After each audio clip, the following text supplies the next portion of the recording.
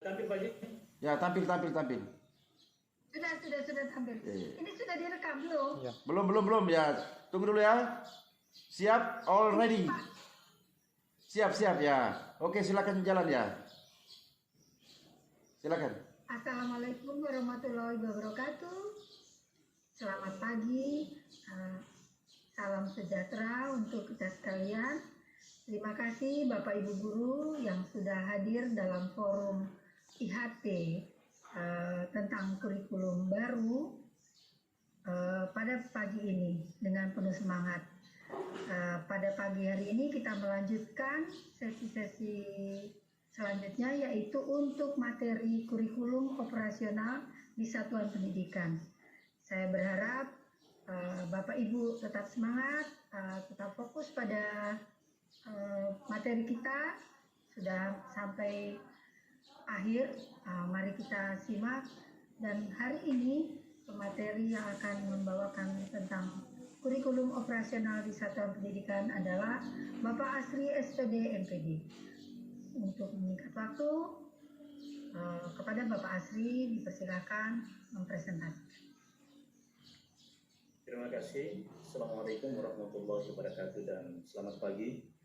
Salam sejahtera untuk kita semua.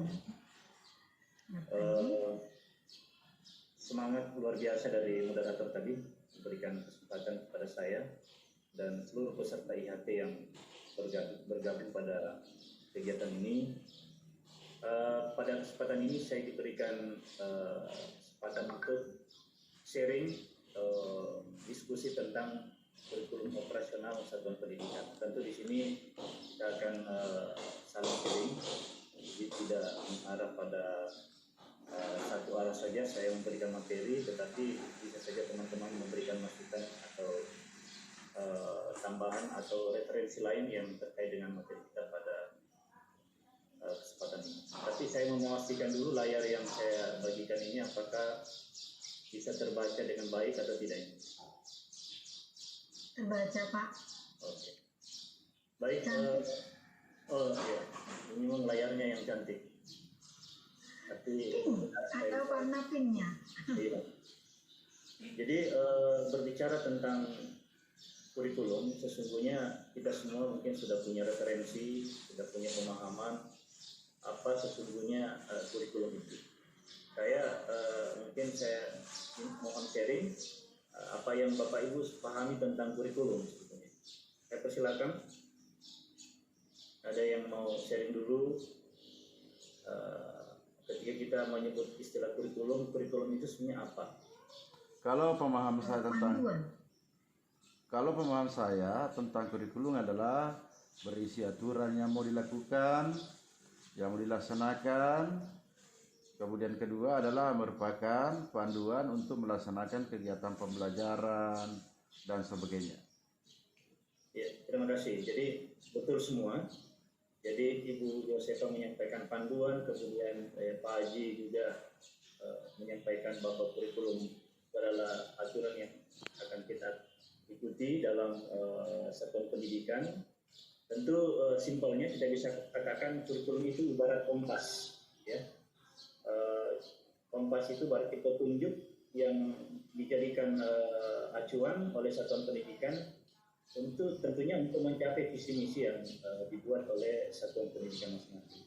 Itu secara singkatnya. Sekarang yang menarik kita masuk pada pembahasan tentang kurikulum operasional, ya, di satuan pendidikan. Mungkin sebelum saya bahas ini, mungkin ada yang punya referensi atau pemahaman apa sih yang membedakan kurikulum operasional itu dengan kurikulum yang selama ini kita gunakan.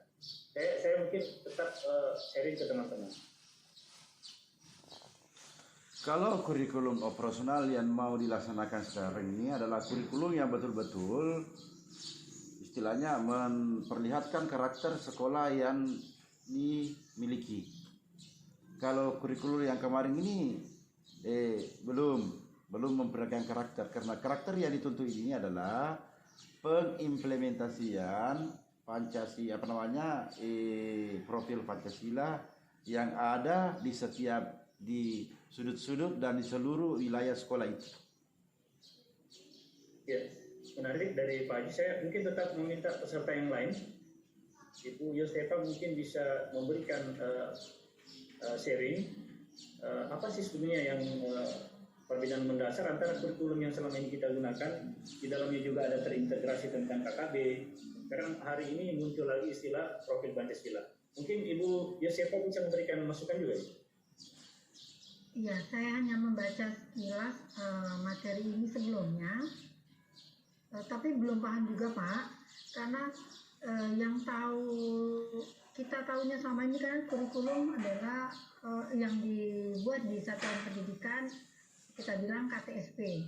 Kemudian kita buat penyusunannya, dan di dalamnya itu ada dokumen 1, 2, 3. Di dokumen 1 itu tercantum berbagai dokumen lain, artinya bagiannya itu lebih banyak, ada strukturnya di dalam dan sebagainya. Dan sekilas kemarin saya membaca di modul untuk kurikulum operasional di Satuan Pendidikan untuk kurikulum ini, ada kata-kata tidak usah mencantumkan ya, begitu. Mungkin saya pemahamannya belum banyak Pak, makanya sekarang saya ingin menggali.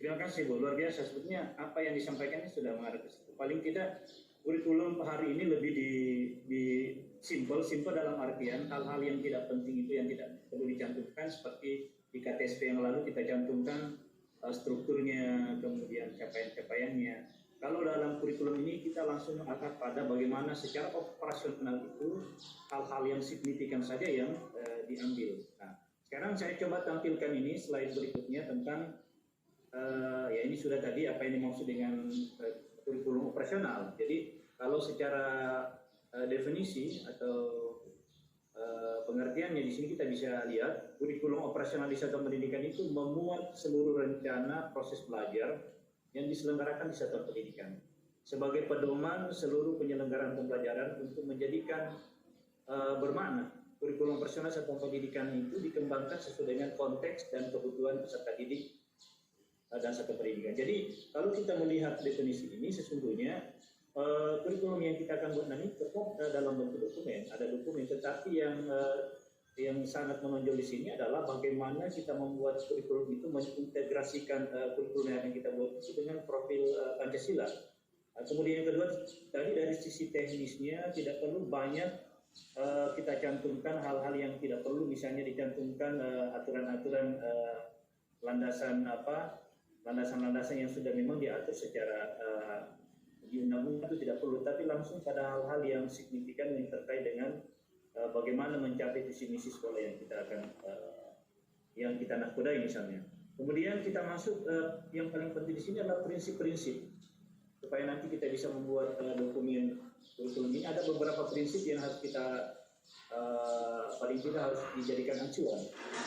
Yang pertama, prinsip pengembangan kurikulum operasional itu berpusat peserta didik. Ini yang paling menarik, bahwa dalam menyusun kurikulum ini jangan kita hanya lebih banyak membahas tentang sekolahnya itu sudah berkembang. Kita pikirkan itu di kurikulum itu bagaimana mengembangkan output ya peserta didik itu lebih banyak nanti programnya mengarah pada pengembangan peserta didik, karena selama ini ada yang berkembang bahwa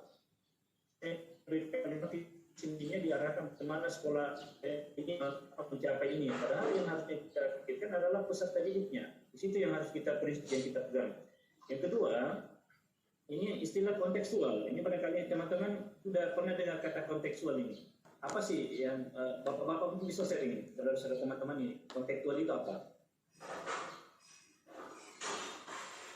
Ya, ada tanggapan ini atau saya lanjutkan? Konteks pada kenyataan ya Pak ya. Iya. Jadi kondisi sebenarnya. Iya. Kalau saya tidak berdasarkan pada satu tempat, tapi bisa tempatnya di mana-mana. Bukan fokus pada ruangan saja, tapi bisa di luar ruangan. Dalam konteksnya seperti ini. Ya, luar biasa nih, dua-dua Pak Haji dengan. Jadi kontekstualisme kalau kita mengarah pada arti kontekstual itu artinya harus kita dalam menyusun dokumen itu menunjukkan kekhasan atau karakteristik satuan pendidikan itu. Jadi kita tidak boleh membuat dokumen kurikulum itu dengan mengadopsi sekolah lain. Kita punya hak sendiri dari sisi sosial budayanya, lingkungan kita, serta mungkin terkait juga dengan dunia industri. Ini yang paling penting. Apa yang dibutuhkan oleh industri, sehingga di sini yang kita sebut dengan sinkronisasi kurikulum antara dunia industri dan ini yang paling penting dalam kurikulum operasional ini. Jadi memuat sinkronisasi antara apa yang dibutuhkan di dunia kerja dan apa yang kita terapkan di sekolah dalam kurikulum itu. Itu barangkali ya. Kita masuk yang ketiga, yaitu esensial. Nah, ini prinsip yang ketiga juga harus kita jadikan acuan dalam menyusun ini. Sebelum saya ini, mungkin ada teman-teman yang sharing sebetulnya hal esensial yang dimaksud dalam prinsip ini apa ini? Penting ya, yang penting-penting saja. Nah, inilah yang tadi, ya betul Ibu. Terima kasih Bu. Inilah yang disampaikan tadi Ibu Yosefa, bahwa yang penting-penting saja di dokumen kurikulum ini tidak terlalu tebal, terlalu seperti dokumen kurikulum K13 yang kita susun ada dokumen 1, dokumen 2 dan dokumen 3 ya. Ya, kalau dalam hal ini dokumen tidak perlu memuat kembali misalnya lampiran Kemdikbud seperti capaian pembelajaran, tidak perlu lagi strukturnya dicantumkan sampai ratusan lembar, hal-hal seperti itu. Jadi kita langsung saja pada dokumen yang sifatnya operasional, dan gitu ya. Berikutnya masuk pada akuntabel. Nah, ini istilah akuntabel ini mungkin ada teman-teman yang mau tanggapi. Sama nih nukurangnya. Terukur. Ya betul. Akuntabel ya, atau dalam bahasa sehari-harinya kita bisa katakan akuntabel itu terukur, dipertanggungjawabkan. Jadi kita jangan membuat kurikulum itu tidak berdasarkan data. Nah, ada kasus yang sering terjadi dalam satu sekolah, kemudian dia menyusun dokumen tetapi tidak akuntabel, tidak sesuai dengan fakta yang ada di sekolahnya. Mungkin karena tidak melakukan analisis lingkungan, mungkin karena hanya mengadopsi dokumen sekolah lain, sehingga itu tidak cocok. Tentu ini tidak akan bisa mencapai visi misi yang telah dituangkan di kurikulumnya, terutama visi misi yang dirancang yang kemarin yang sudah kita bahas ya. Yang terakhir yang paling penting juga adalah melibatkan berbagai pemangku kepentingan. Ada yang bisa menjelaskan atau yang kita bahas kemarin, pemangku kepentingan di sini siapa yang dimaksud di sini? Pemangku kepentingan. Termasuk sekolah, kepala sekolah, ya. Termasuk kepala sekolah. Ya, demikianlah. Terima kasih. Assalamualaikum. Fasilitasi dari Bapak Asri, mari kita kasih aplaus. Ya. Selanjutnya akan kita break out dulu, kita istirahat. Nanti kita kembali lagi di sini bertemu dengan pemateri selanjutnya, yaitu Bapak Haji Nurali, Bapak Dr. Andes Haji Nurali. Dengan demikian presentasi hari ini sudah selesai. Terima kasih Bapak Ibu, semoga semua bermanfaat. Assalamualaikum warahmatullahi wabarakatuh. Selamat pagi.